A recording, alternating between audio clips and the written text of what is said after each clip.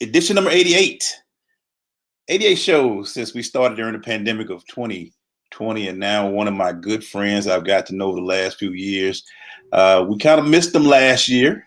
He took a little pandemic break, but they are coming back strong. A new sponsor, it's a new name. It's still the Atlanta Open, and the guy that's still the head of it is with me today, the other big time EG. I'm just a small EG. This is big time EG. The tournament director and chief business officer of the Truist Atlanta Open. Have to make sure I spell it right because it's one of my banks. Truist Atlanta Open. Eddie Gonzalez. How you doing today, sir? I'm great. EG and EG together again. I love it.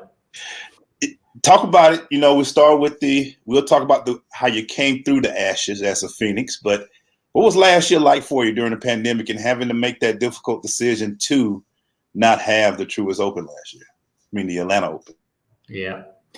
Well, it was tough. I mean, when you choose a career in event marketing and live events, and because of a pandemic, and tennis is such a global sport, it was tough. I mean, our staff, we got through it, and a lot of it then became immediately starting to prepare for now and this year. And we like to subscribe to the slogan that absence makes the heart grow fonder.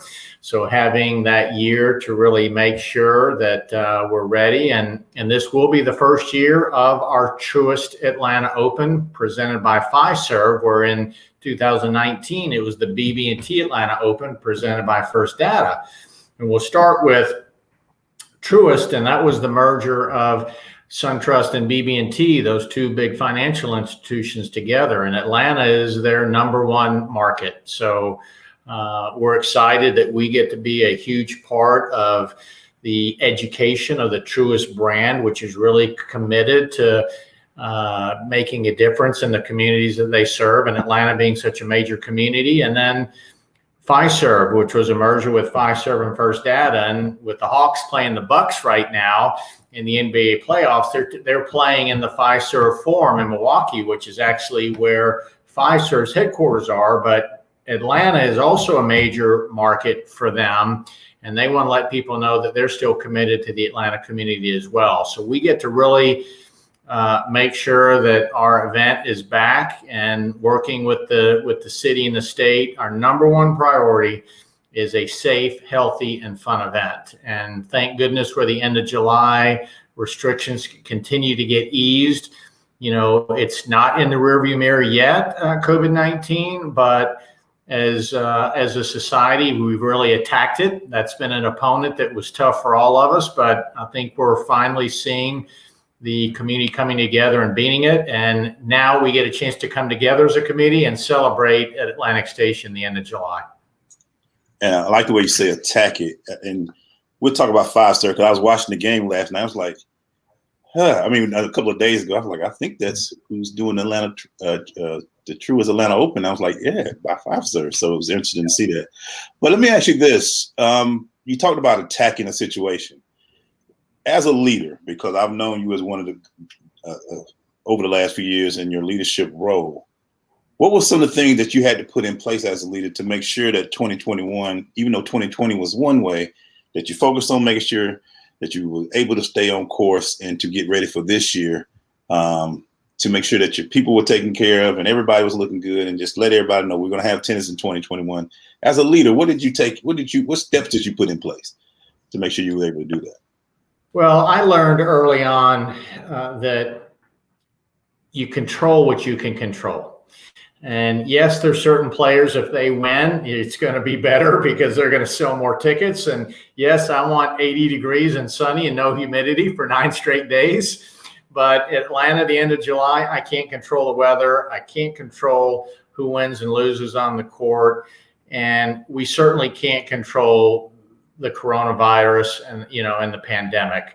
But what we have been able to control is how we prepare in different scenarios. I mean, we looked at last year running it with no fans, running with 50% fans, running at 100% fans. And that's the same approach then we took this year. Is what are these different scenarios to make sure that we're ready with socially distanced seating and 6 feet of separation and nobody being together longer than 15 minutes. And so we really developed a game plan of being that safe, healthy, socially distanced environment. But as now we've seen the CDC and the city of Atlanta and the state of Georgia ease and even remove a lot of what the restrictions have been in place, it allows us now to go to that next level of being at 50%, or hopefully in working with the city, because as of today, we're still at 50%.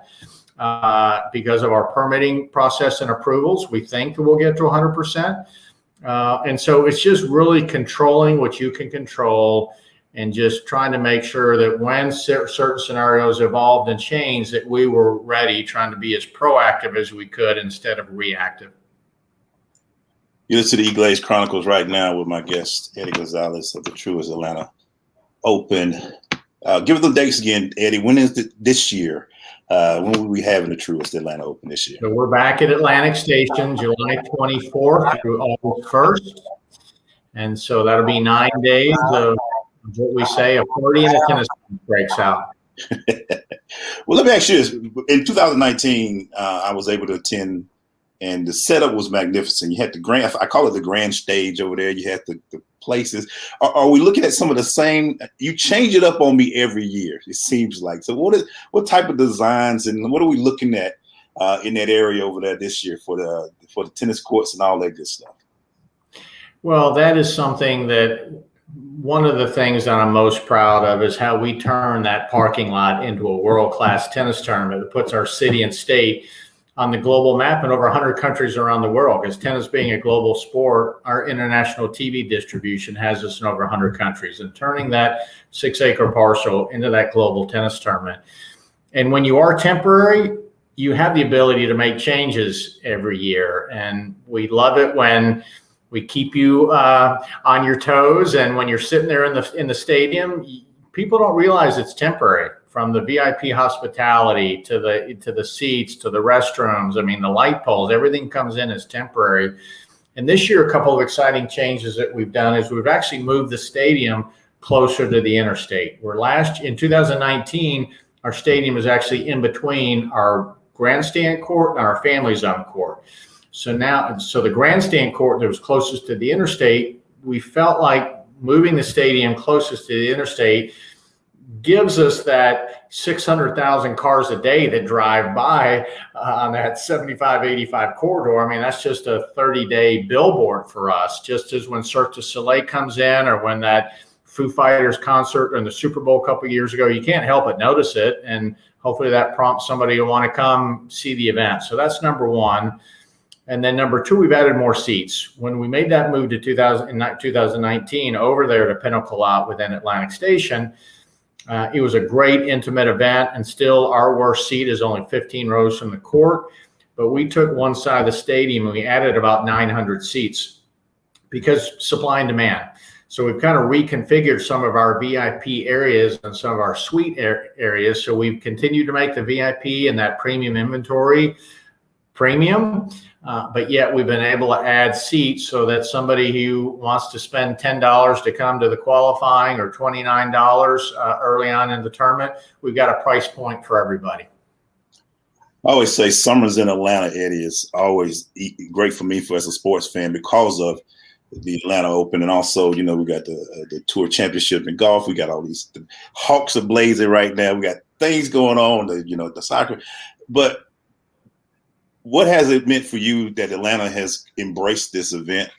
And Atlanta missed it last year. We missed a lot of events, but we mainly missed this one. And Atlantic Station has become, last year when I couldn't look, when I was riding down 75 and I couldn't see the stadiums off the highway, I was like, we're missing something. That's kind of like a thing of the summer for us now. How has it been just being able to do this in Atlanta, be able to do it at Atlantic Station because of what Atlantic Station has? From year to year, and now you're back, and now we're closer to the highway. That should be awesome to see. Well, I tell people that Atlantic Station is the perfect site partner for us, and I'll put our venue up against any other ATP Tour event in the world. I think with our Midtown skyline views, having the hotels and the restaurants and the parking all on site. I mean, it's not uncommon for players when they're traveling around the world to tournaments. The hotel is at one site. They got to get in transportation and go 15 minutes to get to the practice courts in one direction, or 15 minutes to get to the stadium and the venue in another. It's all right here. And the players love the accessibility of being able to walk to Publix and the restaurants or the movie theater now that's open. And Atlantic Station's back. I mean, you're just walking around here, you feel the energy. And 2 weeks ago, we had our media day, and we're lucky enough to have John Isner be able to come into town and really help us create some buzz. That's when it really, I could sense the energy even more, that John's ready. I mean, Isner, he says, all these guys are ready. Our sponsors are so excited. Our volunteers are excited. Certainly the ticket sales have been trending the way I want, and our staff is more than excited to be able to back. So you can just feel the energy and excitement building that will culminate on the 24th of July. I always say, because I'm gonna come back to, because I'm already excited about the exhibition that you got going on with Sloan. I'm ready for that. But I want to ask you this, because you're my guy when I say there are a couple of guys I trust with tennis, you and Sam Crenshaw, that I know personally. So I always go there. I want to get your thoughts, if you don't mind, or if you feel like you want to talk about what's going on with Naomi and all of that, and all that that's been going on for a while, some of the noise that's been going on, because tennis is in full swing. Got the French women that's coming up, all that's going on. But I want to know your thoughts on what's going on with that and your ideas, because you always been one when we had these issues. I go, Eddie's coming on. Let's ask him and see what his thoughts are. So, what are your thoughts on this? Well, specifically with Naomi, I don't know her other than just as a fan, but I can certainly tell my impression of Naomi is that she's a very sensitive, caring person, and I really think deep down she is more of an introvert than an extrovert. And she got thrust into the spotlight by coming really as an underdog to get to the U.S. Open finals a few years ago against Serena, who is the epitome of women's tennis, and to play her on that global stage and then to beat her. And there was drama, in that match because of the officiating and a point penalty on Serena. So Naomi kind of got thrust into that without really wanting to be thrust into that. And now fast forward to the French Open, and she kind of got thrust into a situation that she probably really didn't want to be in and was uncomfortable about that. So that's really EG about the extent, because I don't know her. I mean, I've gotten to know the guys really well, and I can tell you that fans, I wish they could get to know these players off the court like I have, because they're all, at the end of the day, human beings. And you can talk about Nick Kyrgios, who's been here before, and people love him or hate him. I call him the New York Yankees of pro tennis, because he's one or the other, but he's really a sensitive, down-to-earth individual off the court that I wish people could see how he spends time with our ADA disabled players in wheelchair, or what he does at our high school day and our kids' days.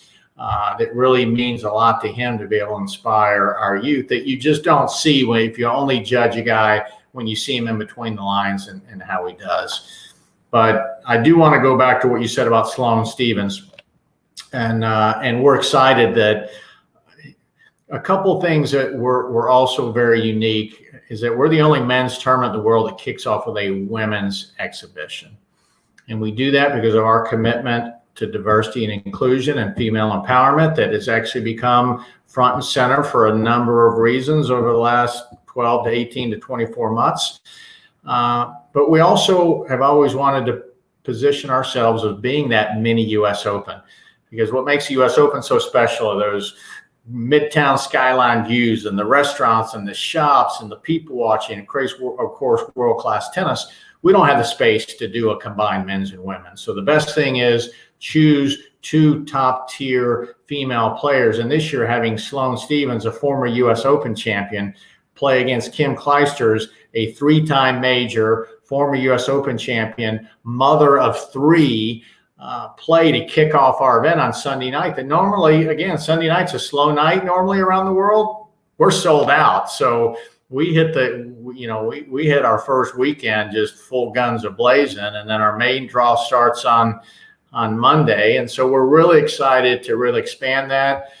At our media day, we announced that UPS, who's really committed to diversity and inclusion and female empowerment, is going to sponsor that night, along with some other things we're doing around a STEM program to help educate middle school kids Monday through Friday that have been having to learn on Zoom for the last year. But now they can actually come to a tennis tournament, get some academic and athletic enrichment, and learn it at a tennis tournament. And so those are some of the things that we're doing this year that's new and we're excited about. I always say that one of the things that I've always enjoyed about the tennis tournament and that you've been over is everything that you just mentioned. It's just not just it's an event. It's a week-long event. And I always tell everybody the kickoff has always been great over the last few years. You know, you've had Venus, you've had Sloan, you've had Clint, you got Clijsters this year, and trying to set that tone, because if you ride by at night, I always get, hey, you got any tickets for that first event? I'm like, no, I don't have that. Then I get you got any tickets to the finals? I'm like, no, I don't have none of those either. But just trying to make it, yeah. I don't know if it's more important, but how important is it for you to make sure that it's a 7-day event or that is inclusive, that is the city of Atlanta will be proud of? Is the tennis is what everybody comes to see, but like you just said, you got the program set up, you got all these people. And I tell everybody, you might walk in Publix and get something during this tournament. You might see a major star, a tennis star, walking in there with you, trying to get some chicken or something, maybe grab some chicken real quick or something. But making sure that this event is something that is welcomed by everybody, and it's a big plus for the city of Atlanta. Yeah. Well, we have, as you said, we have a theme every day, so a different theme. And as we said at the onset, I mean, we're a major community event. We want to bring our community together, whether you're white or black, Democrat or Republican, rich or poor, inside the perimeter, outside the perimeter. We don't care. We want this event to bring our community together. And so we come together as serving volleyers or baseliners or doubles players or mixed doubles players. And we also take great pride in having such a great relationship with the Mayor Bottoms in the city of Atlanta, who's a Democrat, as well as Governor Kemp, who's a Republican. And they both see and understand the value of that. And I'd be remiss if I didn't mention Council Member Antonio Brown, who services District 3, that includes Atlantic Station, and he actually lives within Atlantic Station. And so when you have the support of your elected officials who understand what we do to bring our community together, and we want to be able to showcase the city of Atlanta and state of Georgia around the country and around the world, that we are a great place to live, work, and play. So that's very important to us, and thank you for bringing that up. You talk about it, and thank you for the work you're doing, but you talk about also what I'm excited about is being able to get some of the best talent in Atlanta. Well, let me ask you this first. This is what I wanted to ask. How many volunteers? I don't think people know how many volunteers you guys use to make this event go strong. Talk about the amount of volunteers you get, and people who come to you and that you have to use to make this event as special as it is. I mean, we have a handful of full-time staff. So it's really, 5 to 7 people on a full-time basis, but we have over 400 volunteers. And those are the ushers and the ticket takers and the drivers and just the ball person team. I mean, we couldn't do it without them. And so that's crucial because we can't afford to pay them, and they do it because of a labor of love. They're very passionate about tennis, and that's one of the great things about being in the city of Atlanta, which is the #1 tennis city in the world, according to research, in terms of those that play tennis on an annual basis. And so having that passion from the volunteer community, and it's great that everybody buys into the fact that it's our Truist Atlanta Open presented by Fiserv. And that's really been key to our success is having that volunteer community come involved and be a part of the event each year. We're here with Eddie Gonzalez of the Truist Atlanta Open, presented by Fiserv. Trying to get that in there, right? Trying to get that right. Talk about the talent. So we talked about everything about the tennis. You got Sloan and Kim kicking it off, but I saw you had John at the media day. Talk about some of the talent that will be here. And last time we talked, you had restricted some of the qualifications. How strict was it this year, and what talent is coming to Atlanta to play in this event?